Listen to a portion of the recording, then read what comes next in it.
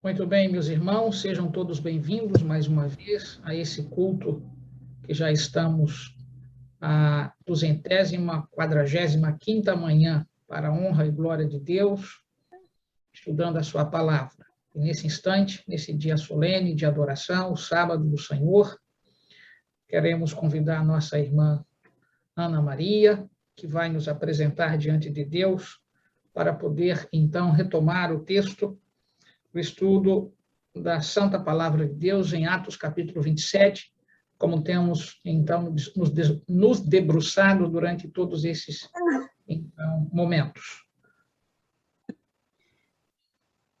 Queridos irmãos, por favor, reclinamos a cabeça para orar. Senhor Deus que estás no céu, santificado seja teu nome, Senhor. Muito obrigada, Pai querido, Pai amado, por mais um dia, Senhor, esse dia sagrado que tu nos concedeste para te adorar. E aqui, Senhor, aqui na Austrália, agora à noite, e aí em Recife, é às 5:30 da manhã. E eu creio, Pai querido, Pai amado, que hoje, pela tua grande misericórdia, Senhor, tu vai nos conceder bênçãos a todos nós que aqui estamos. E também, Senhor, aqueles que não puderam chegar até o momento, Pai querido, Pai amado. Eu te peço, Senhor, para que tu, Pai amado, nos conceda a presença do teu Santo Espírito, nosso amigo Espírito Santo, Amém. no coração de cada um de nós. E que também, Senhor, tu possa usar o pastor Cícero, Senhor, para levar a tua palavra, como tem trazido até hoje, Senhor, através dele, inspirado pelo teu Santo Espírito, Senhor, tenho aprendido muito. Eu creio que não sou eu, como os nossos irmãos em Cristo aí em Recife, Pai amado.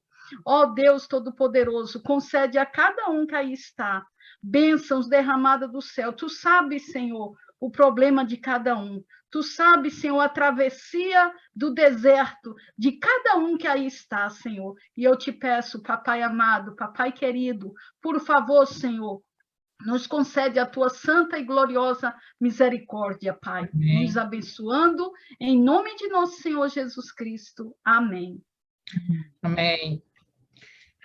Muito bem, meus queridos amigos e irmãos, nesse dia solene, o sábado do Senhor, desde ontem estamos em adoração a Ele. Gostaria de convidar você mais uma vez a retomar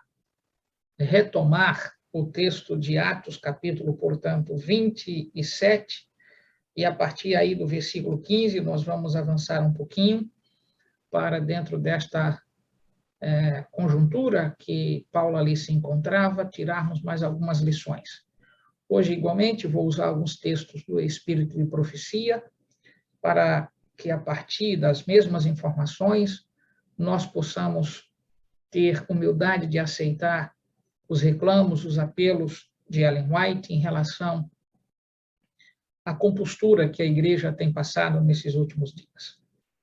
Quero também aqui fazer menção de nosso culto de gratidão ontem, na reunião dos PGs, foi uma bênção, Deus foi honrado, Deus foi louvado, tivemos um momento de confraternização, com muitas frutas que foram ali utilizadas para os irmãos. Obrigado a todos vocês que participaram para este momento solene. Ou melhor, para aquele momento solene.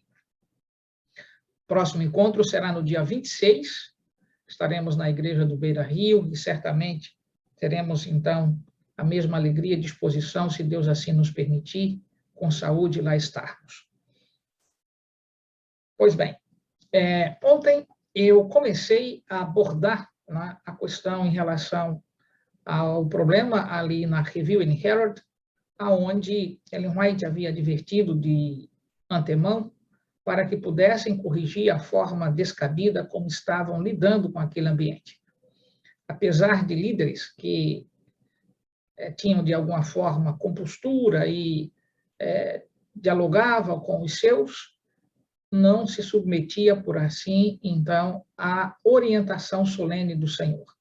E, diante desta questão, tivemos prejuízos profundos, não de vidas. Graças ao poderoso Deus, não houve nem eu diria, no incêndio ali na Review and Herald, nem, então, no sanatório, que fica no mesmo território ali de Battle Creek, a perda de nenhuma vida. Todas as perdas foram de natureza, então, o que a gente chama econômica, de natureza de bens, que ao longo do tempo puderam ser recuperados, e aí atenderam, por fim, que não vale a pena desobedecer às orientações do Senhor. Faço uma pergunta antes de fazer a leitura da Bíblia. Por acaso a igreja está em compostura semelhante em alguns setores dela, seja na casa publicadora, seja em nossos colégios, em nossos hospitais, em campos, uniões? Em que divisão? Em que, portanto, a igreja continua em práticas semelhantes? E o que esperar em relação a todas as orientações do Senhor que têm sido desobedecidas por, então, líderes que estão em posições de decisão, mas preferem ouvir os seus a ouvirem, portanto, a palavra de Deus. O que esperar? Estamos vivendo situações semelhantes?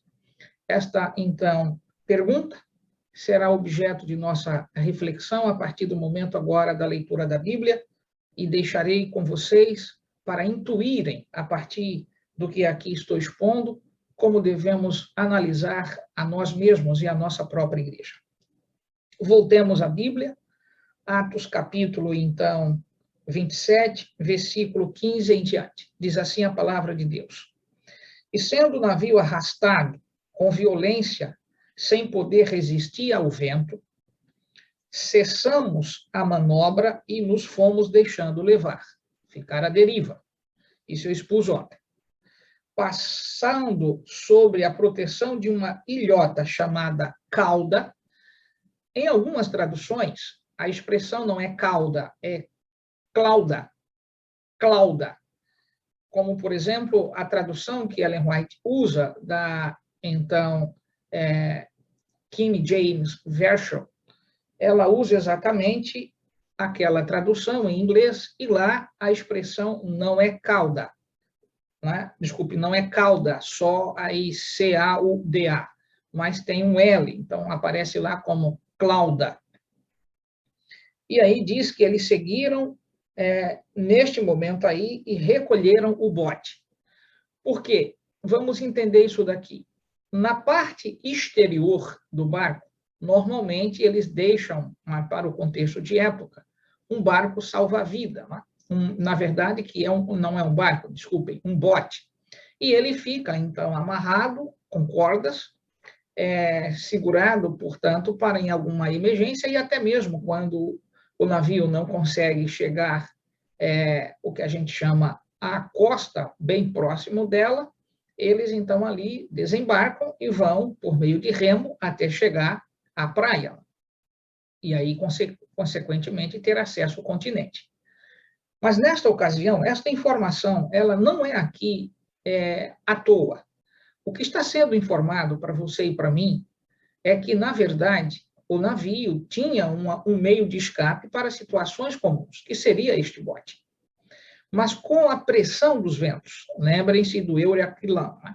Nós tínhamos o vento, portanto, leste e o vento norte, desembocando sobre todo o barco.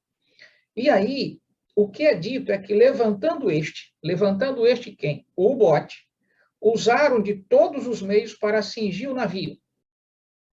E, temendo que desse na Sirte, arriaram os aparelhos e foram ao léu. Em outras palavras, mesmo tentando, portanto, resguardar o meio de escape que eles possuíam, que era o bote, fizeram tudo o que era possível para que ele pudesse ficar intacto, o que não ocorrera. Todo medo era que, então, mediante as forças dos ventos, eles, então, chegassem a este lugar chamado Sirte.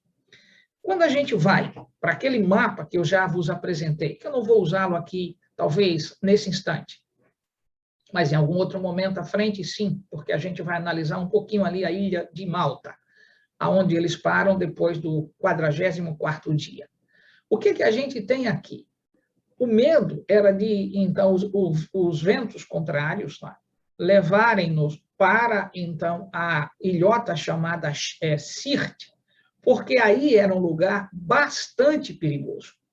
E por quê?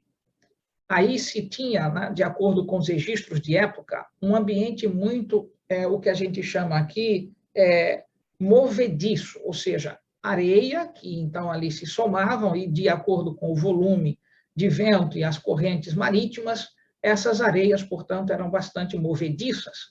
E, diante disto, o barco poderia ficar encalhado em pleno mar, de sorte que, então, poderiam desistir da própria existência, porque ali não havia mais como fazer coisa alguma. Então, todo medo era chegar a este lugar. Sirte, portanto, ficava ali, então, no norte da Líbia, exatamente aquela mesma, né, que lá no passado a gente teria de lembrar do que ocorrera com, então, a vitória daquelas 3 costelas que aparecem ali na boca do urso, lá de Daniel, capítulo 7. Lembram disso?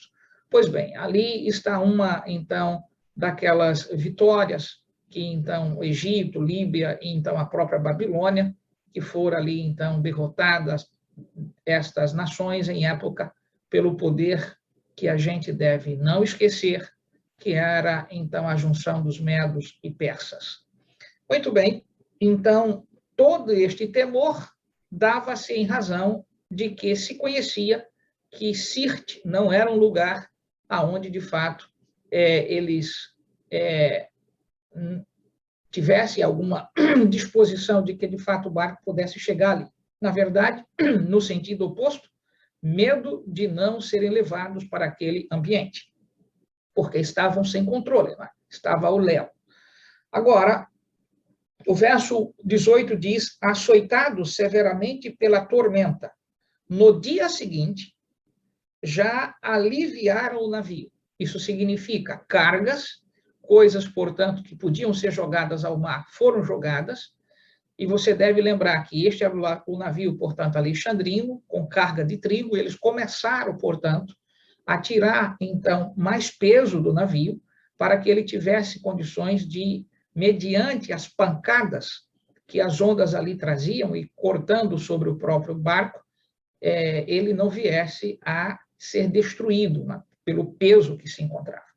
E, diante disso, começaram já, vejam bem, não percam de vista isto, né? Açoitados severamente pela tormenta, no dia seguinte, já aliviaram o navio. E, ao terceiro dia, verso 19, nós mesmos, com as próprias mãos, lançamos ao mar a armação do navio. Vejam que eles foram trabalhando de maneira, então, inteligente, o que podiam fazer para salvarem-se, porque a situação não era fácil. E aí, a narrativa aqui já lida, já dá para que você e eu entendamos como a situação era dificílima. E, não aparecendo, havia já alguns dias, nem sol nem estrelas. Lembrem-se que o sol e as estrelas eram os astros através dos quais, então, o capitão fazia, portanto, seu destino, olhando exatamente para esses marcos nos céus. Mas se não havia sol, e se não haviam melhor, estrelas, como eles podiam, então, avançar? Não havia como isso ocorrer. Então, caindo sobre nós grande tempestade, observem, dissipou-se, afinal, toda esperança de salvamento. Aqui eu quero parar um pouquinho. Esta é a conclusão de Lucas, que está presente naquele instante. Isso implica dizer que todo o esforço humano na tentativa de salvaguardar a própria vida e aquilo que estava naquele momento os protegendo, que era o próprio navio, embora açoitado melhor, pelas ondas e pelo vento e pela tempestade, chegou um momento que a conclusão do próprio Lucas aqui fora coletiva, a olhar as pessoas, né? O desespero, o pânico, de que não havia mais condições de eles mesmos se salvarem. A grande questão dessa conclusão de Lucas nos desperta para uma reflexão aqui, que é a seguinte: ora, se o próprio Lucas chega à conclusão de que aqui, observe, toda a esperança de salvamento havia se dissipado, Como ficaria, portanto, a promessa que Deus fizera a Paulo, de que ele teria de chegar em Roma para testemunhar? Deus, então, havia, neste aspecto, a partir desta conclusão de Lucas, perdido a batalha. Sabe, existem coisas que nós não podemos perder de vista, melhor, como cristãos. Dentre estas coisas está que nós precisamos atentar que, embora as coisas sejam dificílimas, e elas são de fato, o Senhor nos orientou, deixando claro que a terra passaria por uma dificuldade como nunca houve, desde que há gente sobre a terra. Mateus 24 é evidente que a crise se desemboca em 4 áreas, especificamente. A área, portanto, religiosa, a área civil, saúde e a situação, portanto, do que a gente chama de ecossistema.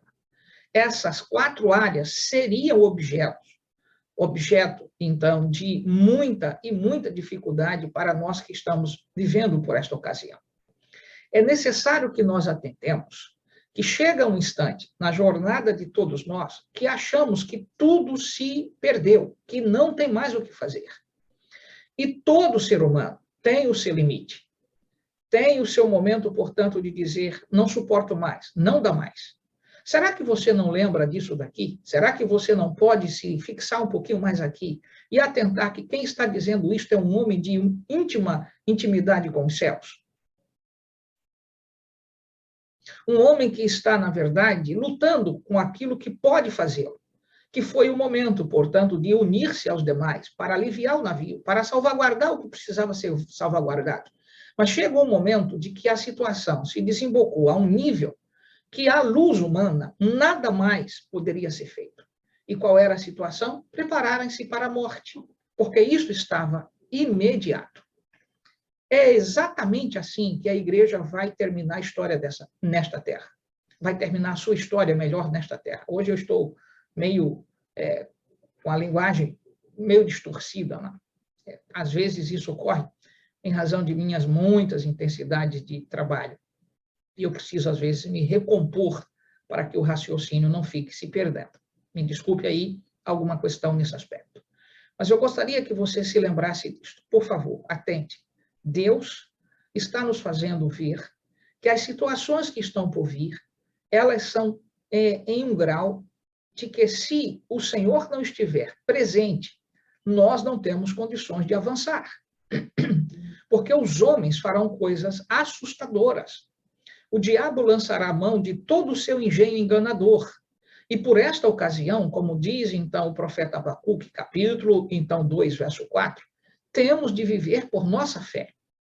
Mas até que ponto a nossa fé vai resistir a esses embates? Se homem com uma experiência como esta, que foi o caso de Lucas, chega à conclusão, e veja, ele põe aqui o verbo num aspecto do primeiro, então, eu diria, ordem de coletividade, né? Que é o pronome aqui anterior. Né? Nós chegamos à conclusão. O nós aqui, coletivamente, envolve os demais. É claro que nesta forma de Lucas expor a situação, todos estão aí presentes neste verbo. Todos estão aí presentes nesta conclusão de que, então, toda a esperança de salvamento, como dizem, então, os ingleses, né? Kick off, desapareceu, some, sai de vista, porque a conclusão era, não há como avançar. Estamos perdidos, vamos morrer aqui. Só que há algo singular. Não percam de vista que isto já está acontecendo no terceiro dia. Isso eu queria chamar de atenção para essa particularidade. Mas há um texto de Ellen White que muito me intimida, e eu quero, portanto, compartilhar aqui para você. E eu vou buscar, porque ele é muito útil para a gente entender esse instante buliçoso que eles estão passando aqui.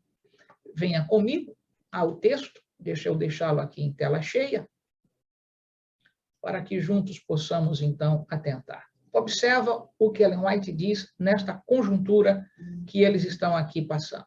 Venha comigo, observe. Como foi nos dias de Noé, assim ocorrerá quando o Filho do Homem for revelado. o Senhor está removendo da terra suas restrições. E logo haverá morte e destruição. Crime cada vez mais dominante e maldosos e cruéis movimentos contra os ricos que se exaltaram contra os pobres. Observe que há uma espécie, portanto, agora de efeito contrário. Se outrora eles agiram contra os pobres, mediante, portanto, seu egoísmo e seu poder, agora haverá, portanto, uma ação contrária contra eles. Continue a leitura. Os que estiverem sem a proteção de Deus não encontrarão segurança em lugar ou situação alguma. Não percam de vista essa frase. Lugar ou situação. Isso implica dizer que geograficamente não temos onde encontrar espaço de proteção se desistirmos de confiar em Deus. E não vamos encontrar, igualmente, naqueles órgãos que foram construídos com o objetivo de dar proteção ao ser humano. Quais são estes? Órgão de defesa, né? O caso, portanto, da justiça e o caso, então, da segurança pública. Observem, reitero, os que estiverem sem a proteção de Deus. Então, não vão encontrar segurança em lugar ou situação alguma. Qual é a informação aqui, solene? É que só poderemos avançar se Deus estiver presente. Este é o ponto que eu gostaria que você atentasse. Não é sua inteligência, não foi o que você promoveu, essa história de achar que você pode viver em um bunker, eu diria, proteções subterrâneas para enfrentar as grandes crises, você deve se lembrar dessa frase de Ellen White. Não encontrarão proteção nem em lugar, nem, portanto, em situação alguma que você tenha abandonado a proteção de Deus. Lembrem-se do Salmo 91. São, na verdade, os que habitam debaixo do esconderijo do Altíssimo que podemos enfrentar as crises que estão por vir. Não desistam, porque então a tempestade está dificílima. E observe que, voltando à Bíblia, nós temos então já um estágio aqui de 3 dias de sofrimento. E chega um momento que o nosso limite aparece. Como foi no caso de Lucas, não temos mais condições de nos salvar. Nunca chegou a isto? Quando olha, portanto, para uma doença que começa a aparecer do nada e você diz, Senhor, será o meu fim? E ela começa a te corroer e a te maltratar e você diz, Senhor, como posso avançar? E você ouve de médicos da ciência moderna dizendo, não tem solução. E aí você chega ao nível de maior, eu diria, profundidade de impacto para a sua fé. Meu Deus, por que me abandonaste? Por que estou vivendo desta maneira? E aí entra, portanto, o lampejo que o Espírito Santo, nosso amigo, nos faz lembrar. Não estamos sozinhos. Nós não perdemos a batalha porque um filho de Deus tomba nessa terra. Melhor, Deus não perdeu a batalha. E nós, igualmente, não perdemos a batalha em relação à própria igreja, de entender que a morte não é o fim para aqueles que confiamos no Senhor. Embora o nosso desejo, muitas vezes, seja de continuarmos vivos, no grande plano de Deus pode não ser para a sua e nem para a minha vida, situações que estão por vir. Porque talvez nós, à semelhança de Lucas, podemos concluir de que, na verdade, não temos mais condições de avançar, de que chegou o fim. Mas Deus perde a sua batalha diante daquilo que ele havia prometido? Não. E aqui, concluindo, Ellen White diz que agentes humanos estão sendo preparados e estão usando o seu poder inventivo a fim de pôr em operação as mais poderosas máquinas para, então, aí, ferir e matar. Bem, isso está no Testimonies for the Church, nesta página que eu aqui estou usando para você, né? Eu acho que o slide ficou um pouquinho grande, mas é o volume 8, página, então, aí 49, 48. Você deve se lembrar que, nesse ponto, ela está nos chamando a atenção para confiarmos em Deus. Se nossa proteção está nele, nós podemos avançar, mesmo diante das coisas que estão por vir. Não percam de vista isso. Vou encerrar esta parte de slide e vou chamar, portanto, outros, porque eu preciso que você atente para este outro aqui slide que preparei para você. Muito bem. E este eu queria igualmente compartilhar. Vamos aqui. Deixa eu botar em tela cheia. Para agora fazermos vinculação ao texto, então, de Atos. Né? Observe aqui o que está sendo dito. Toda noite, a tempestade rugiu. E não obstante as preocupações tomadas, o navio fazia água, ou seja, começava, portanto, a receber muita água e, consequentemente, iria afundar. No dia seguinte, aliviaram o navio. De novo veio a noite, mas o vento não amainava. O navio, batido pela tempestade, com os mastros partidos e as velas rotas, era pela fúria do vento atirado de um para outro lado. A cada momento parecia que o madeiramento dos costados, que não deixava de ranger, se iria abrir. Tal a veemência dos abalos e estremecimentos produzidos pelos choques das ondas. A invasão da água mais aumentava, e a tripulação e passageiros trabalhavam continuamente nas bombas. Bombas, então, de sucção, feita, portanto, ali com esse objetivo. Não havia um momento de repouso para ninguém a bordo. E ao terceiro dia, esse é o ponto aqui, escreve Lucas, Ellen White, descrevendo o que o anjo lhe apresentou sobre estas cenas. E agora ela retoma o texto que está na Bíblia Sagrada, como Lucas, então, escrevera. E veja, nós mesmos, com as nossas próprias mãos, lançamos ao mar a armação do navio. E agora espere, e atente. E não aparecendo. Havia já muitos dias, nem sol nem estrelas, e caindo sobre nós uma não pequena tempestade, fugiu-nos toda a esperança de salvarmos. Compreensão é que, na verdade, está claro que ele não tinha nenhuma segurança mais de que realmente pudesse se salvar. Agora, vamos para este texto. Aqui entra o que eu chamo, portanto, da oração que Paulo vinha fazendo há dias. E observe somente quando é que ela aparecera a resposta. Durante 14 dias, flutuaram sobre um céu sem sol e sem estrelas. O apóstolo, aqui se refere a Paulo. Embora sofrendo ele próprio fisicamente, tinha palavras de esperança para o momento mais crítico. Uma mão auxiliadora em cada emergência.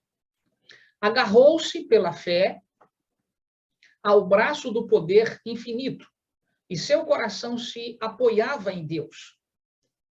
Não temia por si, sabia que Deus o preservaria para testificar em Roma da verdade de Cristo. O que Paulo sabia? Que Deus iria protegê-lo. Você entende isto? Agora vamos confrontar a compreensão de Lucas e a compreensão de Paulo. Você entende, meu irmão? Diante de situações adversas, nem todos teremos a mesma compostura de fé. Em alguns momentos, nós podemos chegar à conclusão que o fim chegou. Mas há outros com experiência mais estreita diante de Deus que entenderão que o fim não chegou. E a gente precisa ter esta dosagem dentro de nossa mente para podermos, então, não estarmos muitas vezes submissos até mesmo a pessoas que em algum momento a sua desesperança aparece e ela influencia nós igualmente. Mas é preciso reclamarmos da fonte poderosa, nosso amigo Espírito Santo, que é a gente mais íntima dele. E essa pessoa ou estas pessoas podem nos reanimar. É isto que Deus prepara aqui.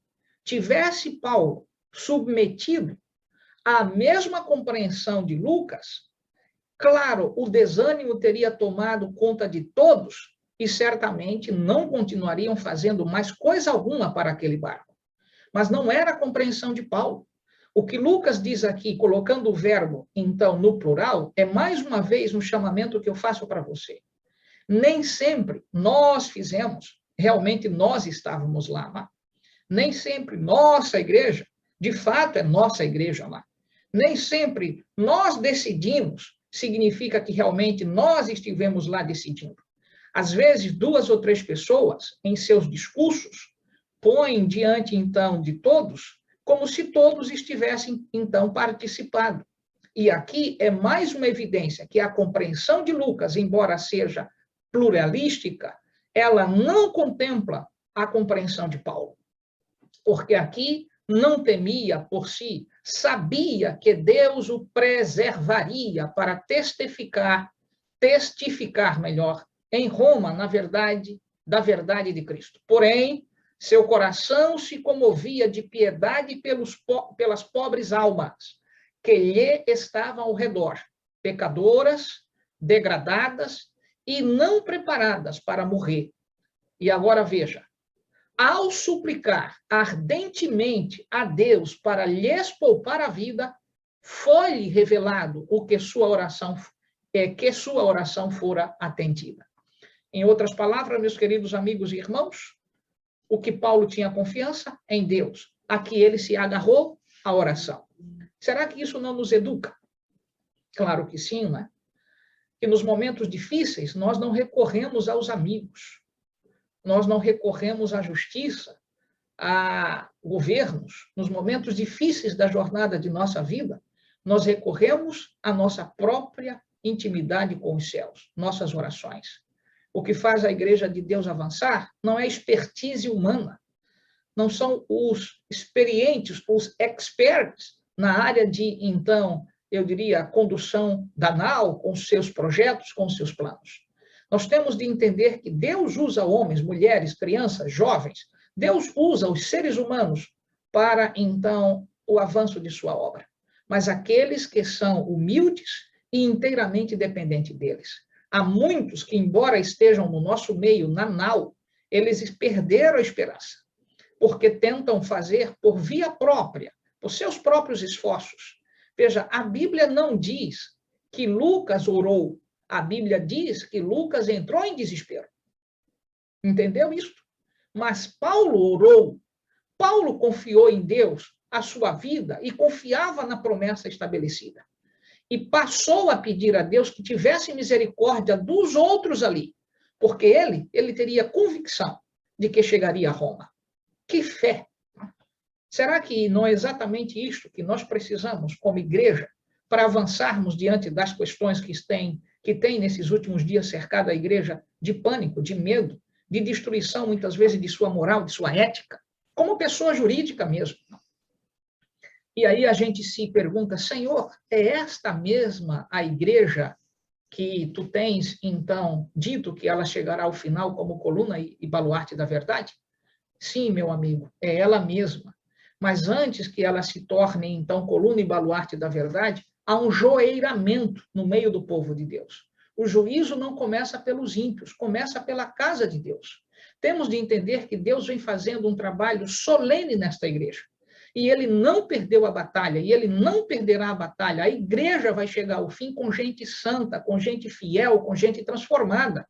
Mas nós precisamos aprender que a arma que o Senhor colocou em nossas mãos para isto é a oração. Estamos há 245 manhãs apelando a esta igreja que aprendam a orar, aprendam a confiar em Deus. Apelando a esta igreja, e eu estou colocando igreja como seres humanos, que nós sejamos confiantes no que Deus, então, nos outorgou. Mas a gente, muitas vezes, está confiando nos projetos, nos planos, nas ideias, nas teorias. Deixamos de lado a Bíblia, deixamos de lado o Espírito de profecia e nos munimos de toda a parafernália que o mundo não cristão produziu. Quando eu deixo de ouvir o Espírito de profecia para tratar de uma teoria que é de um indivíduo que nunca conheceu nada da palavra de Deus e tento fundamentar a sua tese como sendo, portanto, o meio que a igreja deve percorrer, Eu estou perguntando a você nesta manhã, estamos confiando de fato em Deus ao fazer esse tipo de coisa? Paulo iria buscar, portanto, esperança em quem? Em Arato, o filósofo que ele, portanto, fez menção quando esteve lá em Atenas? Era nele que ele deveria confiar em suas, então, teorias? Ele iria, portanto, buscar confiança em quem? Em Deus. Nós temos de atentar que a maneira, e a única maneira que a igreja tem para avançar é oração. Projetos vêm como, então, muitas vezes, um bloqueio para a igreja de Deus avançar, porque depositam toda a confiança no que estabeleceram. E, amigos, isto é uma blasfêmia. Portanto, tenha segurança em Deus. Confie sua vida a Ele.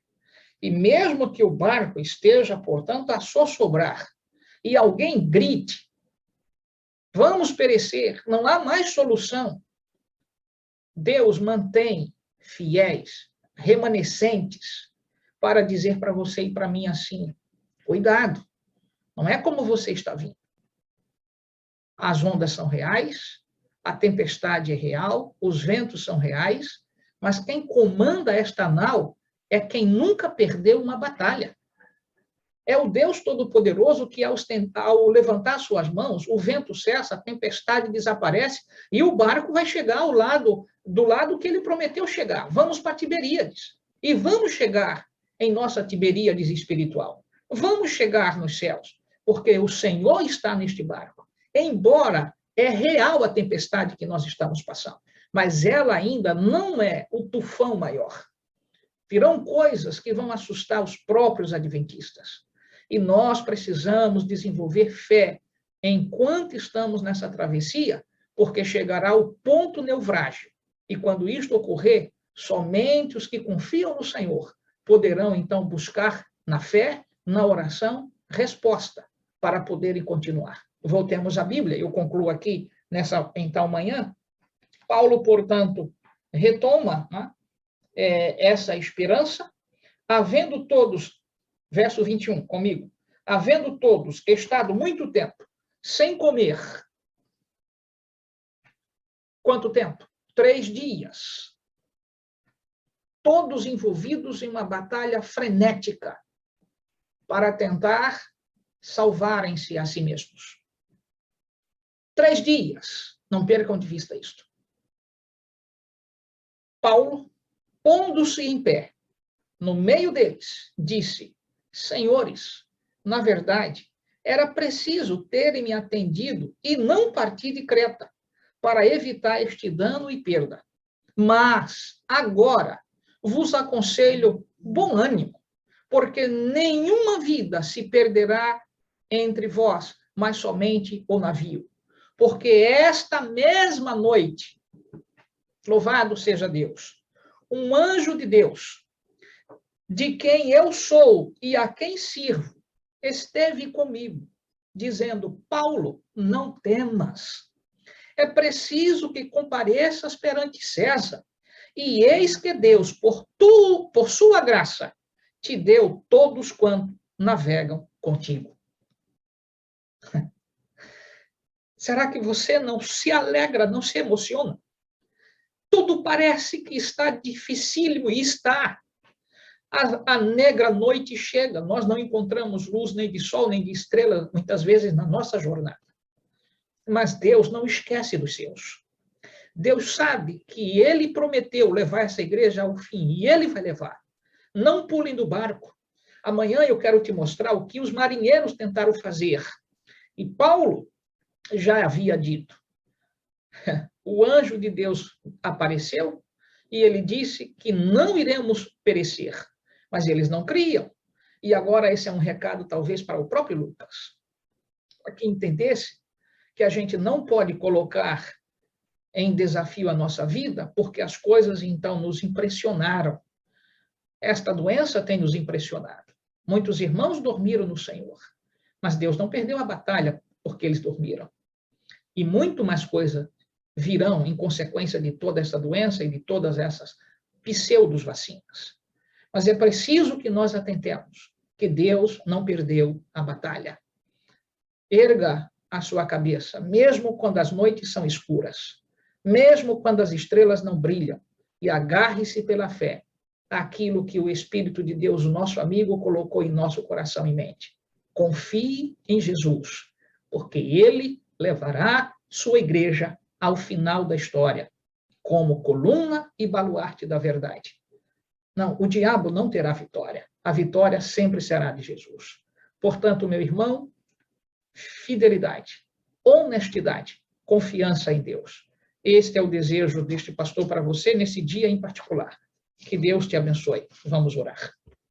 Querido Deus, amado Pai, que a tua graça continue sempre estendida sobre a tua igreja.